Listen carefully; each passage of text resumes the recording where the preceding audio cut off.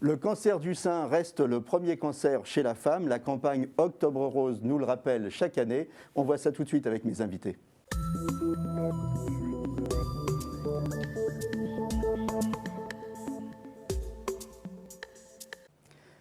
Alors avec moi sur le plateau, le professeur Axel Kahn, vous êtes président de la Ligue contre le cancer. Docteur Grégory Lansner, vous êtes radiologue et responsable scénologie à la FNMR. Qu'est-ce que c'est la FNMR, rappelez-nous? C'est la Fédération nationale des médecins radiologues. Voilà. Et Christine Salin-Chevalier, vous êtes présidente du fonds de dotation RL et vous faites plein de choses pour les femmes atteintes de cancer. Alors comme vous pouvez le constater, on porte tous des masques sur le plateau. Et il y a une raison, et la raison, c'est Axel Kahn. En effet, j'ai pris l'habitude d'avoir un masque, tout simplement parce que ça fait assez longtemps, et j'ai été de ceux qui ont demandé au président de la République de le faire. On a demandé que dans les endroits clos où il y avait plusieurs personnes, le masque soit obligatoire. Le seul endroit où ça n'était pas obligatoire, ce sont les plateaux de télévision. Alors que même si nous sommes à une certaine distance, nous nous regardons, évidemment, nous nous parlons, et éventuellement, si jamais nous sommes infectés, nous libérons un aérosol qui est censé contenir du coronavirus. Et donc, il y a un risque. Par ailleurs, on nous regarde, si on est là, c'est pourquoi on nous regarde. Et donc, il y a un élément d'exemplarité. C'est très difficile de dire aux personnes, faites gaffe, attention, le virus circule, il faut que vous fassiez attention. Et en disant ça, justement, on ne fait pas attention. On n'a pas de masque, c'est incohérent. Et par conséquent, maintenant, sur les plateaux, je porte un masque. Donc c'est dit, et c'est en plus un masque libre. Octobre Rose. Octobre Rose, voilà. Rose. La situation en chiffres. Premier cancer chez la femme, une femme sur 8 sera atteinte, 90% des cancers du sein ne présentent pas de symptômes et s'ils sont pris à un stade précoce, la guérison c'est dans 90% des cas, d'où l'importance des campagnes de sensibilisation, Axel. Oui, c'est absolument fondamental. Même pour les très petits cancers, la guérison est de plus de 90%. Aujourd'hui, la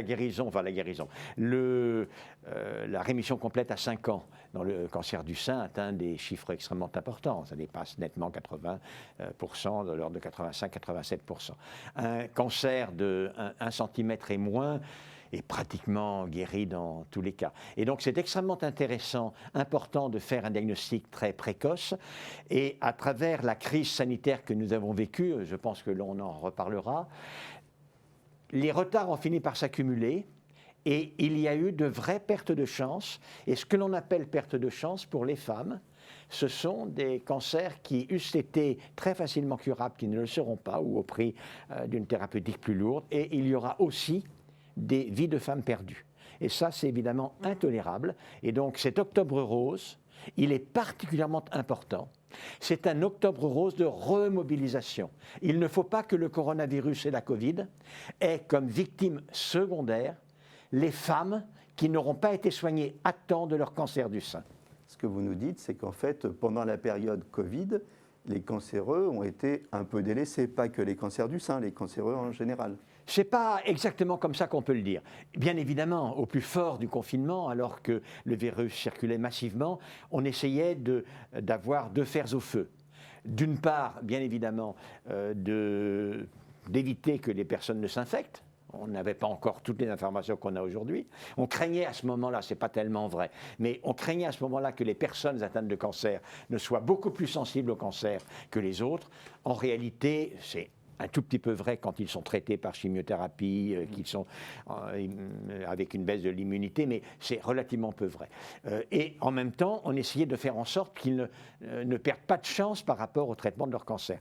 Et donc, il y a eu incontestablement des reports, il y a eu des annulations de rendez-vous, des rendez-vous qui ont été décalés, il y a eu des modifications des protocoles de radiothérapie, il y a eu des cures de chimiothérapie qui ont été reportées, mais sur une période de 2-3 mois, les cancérologues le savent, les gens étaient follement inquiets. Mais les cancérologues le savent, c'est possible, c'est gérable sans vraie perte de chance. À condition de reprendre voilà, maintenant. À condition de reprendre. Et la grosse difficulté, c'est que la reprise a été lente. La reprise a été compliquée. Que les retards n'ont pas été rattrapés. Et lorsque 3 mois de retard, ça donne 4, 5, 6 mois de retard, alors là, il y a des dangers qui sont importants. Et pourtant, il faut le rappeler, l'impact estimé des programmes de dépistage, c'est un gain de 15 à 20% sur la mortalité. C'est ça ? À peu près. Il y a des conférences de consensus qui ont établi ce point, et ce sont effectivement les données qui ont été proposées dans ces conférences internationales de consensus. Okay. Les signes qui doivent alerter les femmes, et qui ne sont pas forcément des cancers, hein, les nodules, les boules, les grosseurs dans le sein, les gonflements. Il y a d'abord les signes, effectivement, la femme qui fait sa toilette, qui constate qu'il y a un signe, ou bien le médecin qui le constate. Et puis, il y a les campagnes de dépistage systématique, c'est-à-dire que, notamment pour le cancer du sein.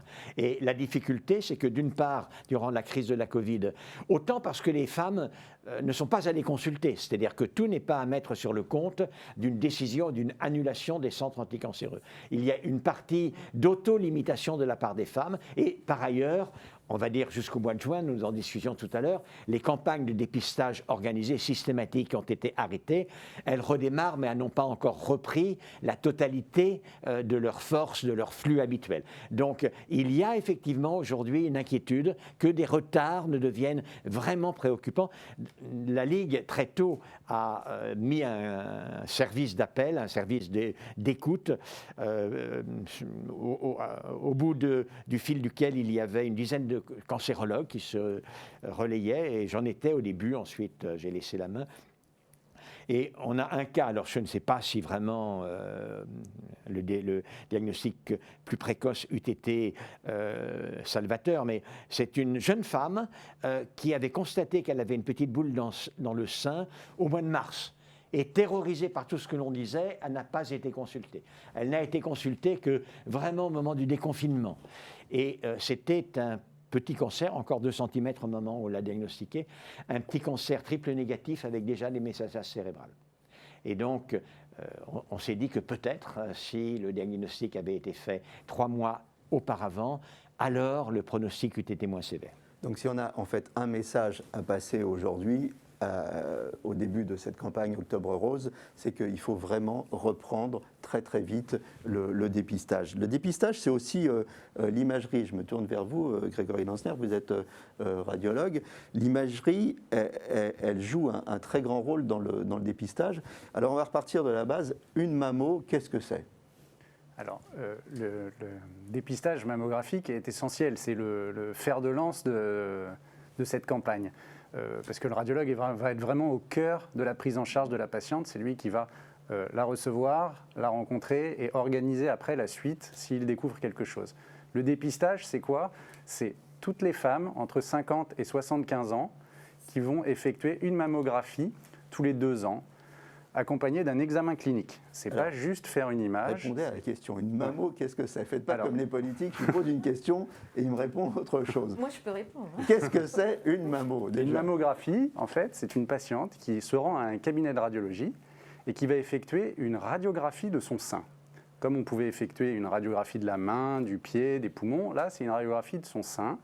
Elle va donc arriver, on est sur un appareil de radiographie avec des rayons X, c'est vrai, des doses qui sont très faibles, le plus faible possible, et on va placer le sein dans un appareil qui va comprimer le sein. Alors c'est vrai que ce n'est pas très agréable cette sensation de compression. Les constructeurs ont vraiment travaillé à améliorer ceci. Maintenant on a des appareils qui ont des compressions beaucoup plus douces, on a même des machines où les patientes peuvent elles-mêmes pratiquer la compression, c'est-à-dire ce sont elles qui appuient sur l'appareil pour faire la compression. Et on se rend d'ailleurs compte que souvent, elles arrivent à comprimer le sein beaucoup plus que quand c'est un manipulateur qui le fait à leur place. C'est-à-dire qu'elles peuvent aller plus loin dans la compression. Plus on comprime le sein, plus la qualité de l'image sera meilleure. Oui, mais il n'y a pas l'appréhension. C'est-à-dire que là, on décide de la compression, alors que sinon, on subit. Ce n'est pas la même appréhension. Exactement. C'est important de travailler sur l'appréhension. Hein. Ben oui, on leur parle. Alors, on a maintenant des machines qui sont aussi décorées avec des lumières, des choses pour être dans une ambiance plus apaisante. Pas une salle blanche triste. Et donc, on va leur faire cette radiographie de leur sein sous plusieurs incidences, c'est-à-dire de face, en oblique. Bon, après, ça, c'est notre technique radiologique. Et on va observer ces images. On va également effectuer, parce que ça fait partie de la mammographie, un examen clinique où, en fait, on va palper les patientes, palper leur sein, essayer de dépister quelque chose. Et si on a une anomalie, soit clinique à la palpation, soit à la mammographie, dans ces cas-là, on fait des examens complémentaires. En général, on passe par une échographie, voire après d'autres explorations. Alors, à partir de quel âge ? Alors, comme il a dit, cela dépend. Hein. Oui. Dans le dépistage systématique, parce qu'il y a plusieurs éléments, je l'ai dit tout à l'heure. Il y a la personne qui a un signe, et donc elle va pour la mammographie, et là, d'une certaine manière, quel que soit son âge, et il y a un signe. Alors, c'est plus compliqué, le radiologue nous dira pour quelle raison. Sur un sein très jeune, c'est plus compliqué, il y a plus de risque d'erreur. Mais il n'empêche qu'une femme de 35 ans, de 40 ans qui a une boule dans le sein, elle va consulter, et on va naturellement faire des examens. Mais le dépistage systématique chez les femmes qui n'ont rien observé, le compromis, à l'heure actuelle, le consensus international, c'est, comme on l'a dit, entre 50 et 74 ans. Entre 50 et 74 ans, tous les 2 ans, la mammographie. Avant, c'était compliqué, les images ne sont pas forcément de bonne qualité. Et après, le rapport, on va dire, bénéfice-risque fait que l'on arrête. On essaye... Aux États-Unis, je sais qu'on veut aller au-delà de 74 ans. Oui, mais surtout, le grand progrès que l'on attend, c'est de ne pas le faire de la même manière pour tout le monde et de faire un test, de faire une batterie de tests génétiques afin de personnaliser la notion de niveau du risque. Et chez des personnes qui ont un risque très très bas, une mammographie tous les 5 ans, un examen tous les 5 ans pourrait suffire, alors que chez des personnes dont génétiquement le risque semble élevé, alors des examens, cet examen-là, la mammographie ou d'autres examens, peut-être dans l'avenir, peut-être pourriez-vous nous en dire un mot. L'IRM va venir, c'est un élément qui est tout à fait important. Ça ou un autre examen pourra être pratiqué plus fréquemment. Vous m'avez devancé parce que ce programme de personnalisation, en fait, ça s'appelle PEPS, voilà, c'est ça? Vous pouvez nous en parler, PEPS, qu'est-ce que c'est? Alors MyPEPS, c'est un programme européen qui est fait donc, à l'échelle européenne sur plusieurs pays à l'initiative de la France et qui va, sur 5 à 6 ans, suivre 85 000 femmes qui doivent être incluses dans ce protocole. Alors l'âge va être différent parce que ça va commencer à 40 ans. Les femmes vont commencer... on va exclure les femmes qui sont à très haut risque de cancer du sein, parce que celles-là... BRCA. Voilà, c'est ça. Donc ces femmes-là vont être exclues de ce protocole, parce qu'elles ont déjà un suivi très rapproché, on le sait. Et ensuite, donc, elles vont arriver, on va leur faire un test salivaire, donc elles doivent mettre de la salive dans un petit tube, on va leur faire un test génétique sur ce prélèvement de salive, et à partir de ça, on va déterminer si elles sont à risque faible, moyen, modéré, fort ou très élevé, et en fonction de ça, on organisera le programme de dépistage. Donc le risque faible, en fait, ça va être une mammographie initiale, une mammographie au bout de 4 ans, et puis jusqu'à une mammographie tous les ans, avec une IRM justement pour les femmes qui sont à risque très élevé, mais qui n'ont pas été dépistées comme BRCA1 ou BRCA2 initialement. Et alors, au terme de cette étude, on pourra justement voir si on peut l'étendre à l'ensemble de la population et pour faire un dépistage justement personnalisé que ce ne soit pas systématiquement tous les 2 ans pour toutes les femmes. C'est passionnant pour 2 raisons. Hein. C'est passionnant parce qu'on va vers cette médecine personnalisée, puis c'est passionnant parce qu'on voit bien la transversalité de la médecine aujourd'hui, où toutes les disciplines, alors là, la génétique, le big data, puisqu'on va, on va examiner beaucoup de femmes, l'imagerie médicale, on voit bien cette transversalité de la médecine qu'on retrouve sur beaucoup de pathologies. Christine, la mammo, c'est... Bon, ici, on est 3 mecs, hein, on ne peut pas en parler. Les mecs ont des cancers du sein aussi. Voilà. Beaucoup moins fréquemment. Beaucoup moins fréquemment. Dangereux aussi. Mais bon, si le cancer du testicule était aussi répandu que le cancer du sein, je pense que... Oui, mais le cancer du testicule, maintenant, on le guérit tout le temps. On le guérit bien, oui. La mammo, c'est une épreuve toujours redoutée pour les femmes. Moi, je dirais surtout psychologique. Voilà, chaque femme qui est suivie, que nous suivons, quand elle doit retourner faire sa mammographie, c'est terrible. Il faut un vrai accompagnement psychologique, d'où l'importance d'avoir des centres où travaille Grégory, où on accompagne humainement, on est là, on est dans l'écoute. Et ça, c'est très important pour elle, parce que moi, elle m'appelle Christine, j'y vais. Je ne sais pas comment ça va se passer. Est-ce que je l'ai, est-ce que je ne l'ai pas? Est-ce que ça va mieux? Donc il y a un vrai accompagnement psychologique. Là, vous parlez de femmes qui ont déjà été atteintes de cancer. Oui et non, parce qu'en fait, toutes les femmes redoutent... Voilà, toutes, quelles qu'elles soient. C'est ça. Toutes. Et il y a aussi beaucoup, moi je dirais, quand on parle des tests là, à partir des femmes de 40 ans, on rencontre de plus en plus de femmes jeunes qui ont moins de 40 ans qui sont touchées. Donc on arrive à Octobre Rose, mois de la prévention. dans la prévention, il y a palpation. Et je crois que toutes les femmes devraient apprendre, si vous êtes d'accord, professeur, à palper leur sein, soit le faire par un conjoint, soit par quelqu'un si elles n'y Ça, c'est arrivent une pas. bonne idée. Mais palper ces seins, voilà. Moi, je leur dis... Ça arrive très souvent Voilà. que ce soit le mari Mais c'est bien. des pistes le cancer de son épouse. Tout à fait. Et c'est généralement ça. Là, ça m'est encore arrivé avec une de nos patientes qu'on suit. Donc, la palpation, moi, je leur dis, faites au moins même une fois par semaine quand vous vous crémez, vous mettez de la crème et tout. Faites tester par votre mari, palpez, etc. Accentuons sur cette prévention qui permet évidemment de soulager après quand on passe sa mammo. Voilà, messieurs, palpons les seins de nos femmes. C'est les médecins qui le disent. C'est une ordonnance. Il faut faire une ordonnance à tous les maris. Et on va peut-être vous rembourser. Pas toutes les semaines, plutôt tous les mois. Parce qu'une les femme mois. qui se palpe trop souvent connaît trop bien son sein et ne sent pas la boule apparaître. Donc il ne faut pas le faire trop régulièrement non plus. Ok, donc ce sera une fois par mois. On sent quelque chose, on dit non mais je l'ai déjà senti la semaine dernière, c'est pas grave, voilà. Donc tous les mois, tous les 2 mois, peu importe, pas trop rapproché quand même. Désolé messieurs, donc une Très fois bon, par mois. très bon conseil. Merci. Alors moi j'ai des questions. Si j'ai une prothèse mammaire, est-ce que je dois faire une mammo?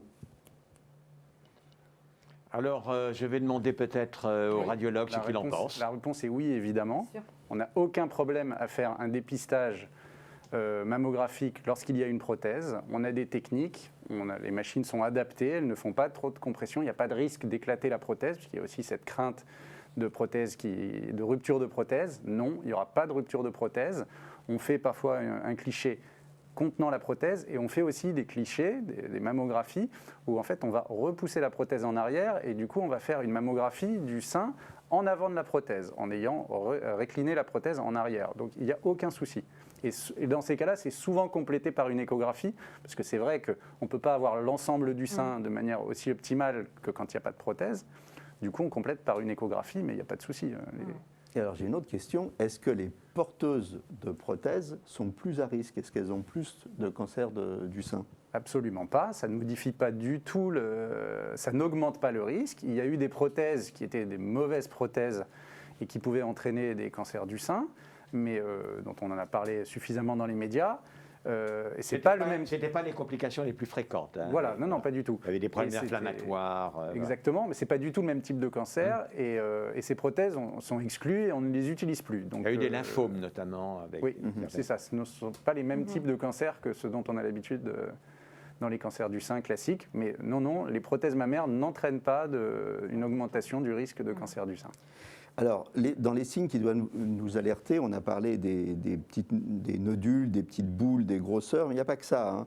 La rétractation de la peau, du mamelon, des rougeurs, des écoulements au niveau du mamelon. J'ai été exhaustif.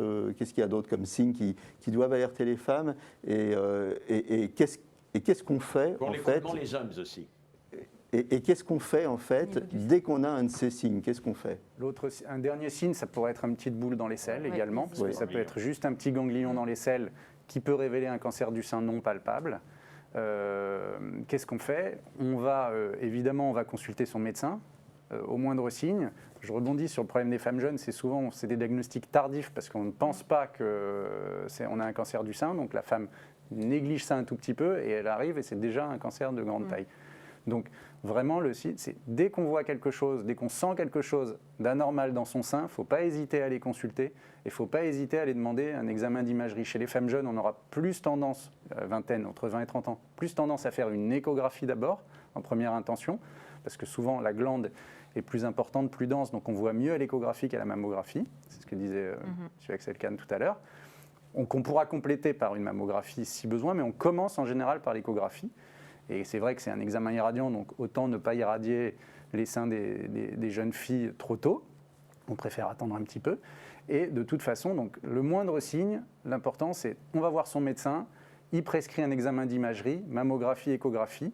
C'est à nous, médecins radiologues, de décider quel va être le meilleur examen, si on commence par l'échographie, si on commence par la mammographie, s'il faut compléter l'un par l'autre. En termes de statistiques, simplement, ce que vous nous posez comme question est très important, parce qu'il y a une certaine tendance à la diminution de la fréquence des cancers maintenant où la thérapie substitutive de la ménopause a à peu près été arrêtée. Incontestablement, ça a un peu augmenté la fréquence des cancers du sein post-ménopausique. Donc ça, c'est en train de décliner.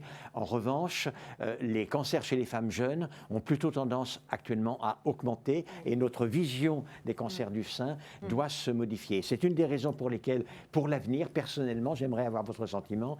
Je pense qu'elle aussi évolue techniquement énormément, qu'une utilisation plus systématique de l'IRM serait un très grand progrès. Oui.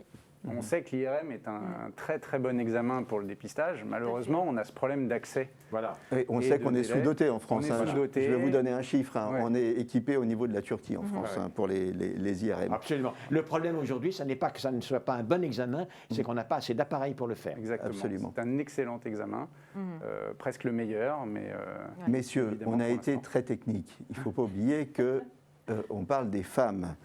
Et on parle des femmes et on parle d'une maladie qui est difficile à vivre, comme toutes les maladies, mais le cancer du sein, c'est difficile à vivre. Alors vous, Christine, vous vous occupez aussi de cet aspect, la vie continue, on doit continuer à être belle, à prendre soin de soi. Qu'est-ce que vous faites dans votre association une fois que les femmes sont passées dans toute cette technologie Oui, nous, on les suit pendant et après, en fait, parce qu'il y a pendant le traitement, puis il y a après, quand on retourne à la vie de tous les jours, où le regard est différent, où on a envie de changer les choses.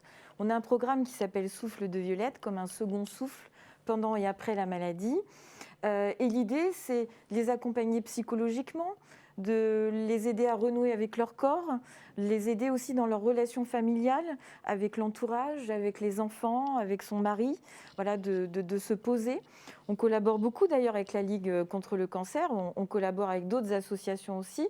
L'idée aujourd'hui, c'est d'être ensemble pour des mêmes actions. On aide au retour à l'emploi. On a initié le coaching emploi qui a été suivi en France. Il est important d'aider une femme à retrouver un nouvel emploi ou à maintenir son emploi. Et puis aussi, on fait du coaching parce qu'il faut... Beaucoup de femmes qui ont un cancer du sein perdent leur emploi, c'est une question. Perdent leur mari aussi parfois. Oui. Alors, on avait des chiffres qui étaient à peu près 75% des hommes quittent leur femme quand elles ont un cancer. Les raisons sont multiples aussi, il n'y a pas que la maladie.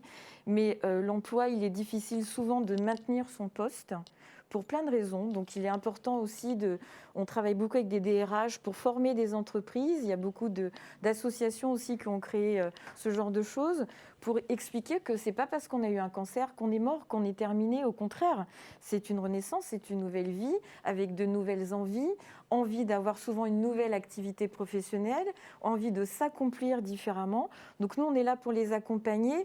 Et à travers, je disais, le coaching de vie, c'est surtout aussi de gérer les peurs, les angoisses. Il y a beaucoup d'angoisses. Est-ce que je vais pouvoir retravailler comme avant ? Quel va être le regard des autres sur moi ? Comment vont aborder mon retour les collègues, etc. Donc l'idée, c'est vraiment un accompagnement complet dans plein de domaines, aussi bien physiques que psychologiques, pour les aider à se réinsérer dans la vie de tous les jours. Est-ce que vous faites, alors vous leur faites oublier aussi la maladie de temps en temps en organisant des soirées. Moi, j'ai été invité à une de ces soirées. Non, je n'ai pas été invité au Crazy Horse. Moi, j'ai fait la soirée cuisine. Parce que l'alimentation et le cancer, c'est important. Mais moi, j'ai fait la popote, je n'ai pas fait le Crazy Horse. Ceci dit, j'ai trouvé ça très, très sympa parce que c'est vrai que l'espace d'une soirée, vous leur offrez un peu de rêve et l'espace d'une soirée, on oublie sa maladie, c'est important. Il faut une bulle d'oxygène. Mais ça, je le dis tout le temps, c'est valable pour tout le monde. Il faut savoir dire stop à un moment dans sa vie et se dire, voilà, je vais m'accorder du temps, je vais oublier un temps la maladie et je vais aussi apprendre à vivre, à prendre l'air, à faire des choses qui me plaisent. Je pense que psychologiquement, professeur, c'est très important de pouvoir avoir cet accompagnement pour se sentir bien et pour guérir après.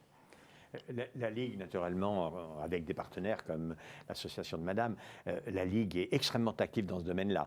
La Ligue, vous savez, a 500 relais, antennes et centres d'accueil sur toute la France, à Saint-Pierre-et-Miquelon, en Nouvelle-Calédonie, à Papeete. On reçoit plus de 40 000 personnes et à 80% des femmes et beaucoup de cancers du sein pour tout ce que l'on appelle ces soins de support, qui sont la socio-esthétique, la nutrition, l'activité physique adaptée, la psychologie, l'oncopsychologie, des fois des choses un peu plus ésotériques comme la réflexologie plantaire. Tout à fait. J'ai toujours trouvé ça singulier, mais enfin les femmes aiment bien ça. Elles trouvent que c'est apaisant. Mais vous devriez essayer, ça fait du bien. Voilà, absolument, je suis sûr. Et c'est très très important. Et pour ce qui est de la socio-esthétique, le message que l'on a, c'est que pour être guéri d'un cancer, il ne faut pas simplement que la tumeur ait cessé d'évoluer. Il faut que dans les yeux des autres, on soit guéri et que quand on se regarde dans un miroir, on soit guéri. Et par conséquent, l'apparence de la guérison n'est pas beaucoup moins importante que la réalité de la guérison. Et il faut absolument que cet investissement pour offrir la totalité d'une femme à elle-même, après qu'elle a été traitée, guérie pour son cancer, soit considéré comme une priorité. Tout à fait. Et le fait qu'elle se retrouve femme, même quand elle a perdu ses cils, ses sourcils, ses cheveux, nous avons parlé du Crazyhorse, le perruquier du Crazyhorse qui est notre partenaire. Donc forcément, elles repartent et la Ligue nous les envoie d'ailleurs avec de magnifiques perruques. Voilà, à chaque fois, on essaye de les accompagner au maximum. Et ben voilà, beaucoup de choses à dire sur le cancer. On arrive au terme de cette émission. On en fera d'autres pendant Octobre Rose.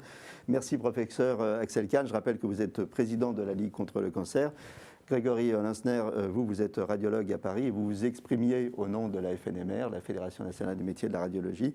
Et Christine, merci pour ton énergie, je dis ton, parce qu'on se tutoie dans le privé. Merci à toi. Voilà, gros bisous les filles, on vous aime et à bientôt pour un nouveau numéro de Capital Santé. D'ici là, portez-vous bien.